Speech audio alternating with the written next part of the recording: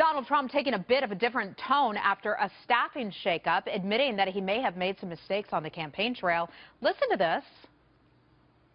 Sometimes, in the heat of debate and speaking on a multitude of issues, you don't choose the right words or you say the wrong thing. I have done that.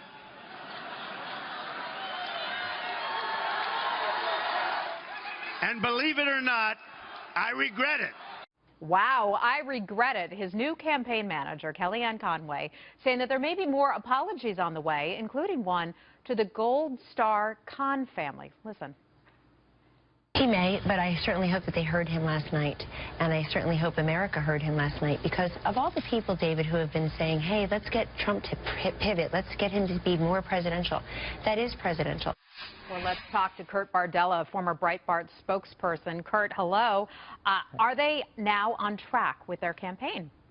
Well, I think at the end of the day, one speech, one day on message doesn't make an entire campaign, and certainly doesn't erase an entire year's worth of body of work where Trump has been off discipline, he's been off prompter, liable to say anything that comes to his mind. There's a real question as to whether or not this is a temporary situation or if this is a real long-term pattern of behavior, and really only time can tell whether this will really hold up.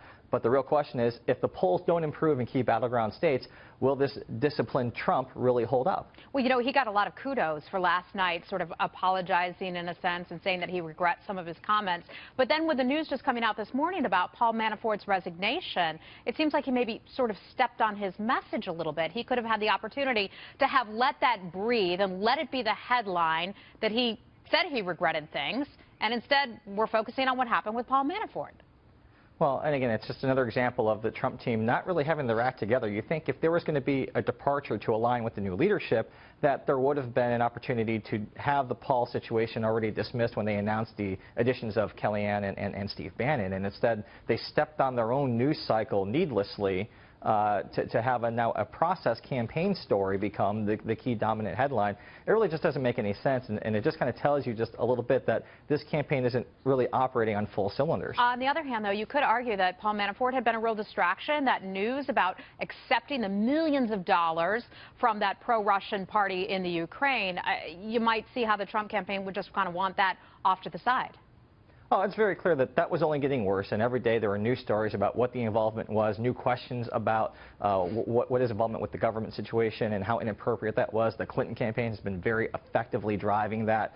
So anytime that a member of the staff becomes a real distraction to the campaign and to the message of the day, you have to take a look at sidelining them. And it's obviously something that everyone, I think, saw coming when Bannon and Kellyanne were brought on board.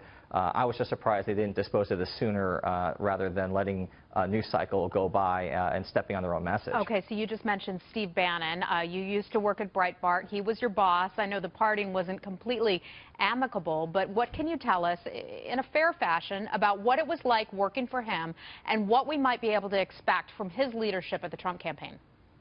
You know, Steve's someone who governs very much by fear. He's a bit of a dictator of a character. He's known for making late-night, profanity-laced tirade phone calls at his staff when things aren't going the way that he wants them to go. He's also a very hard-working guy. He works nonstop, 24/7. That's the type of drive you need in a campaign atmosphere.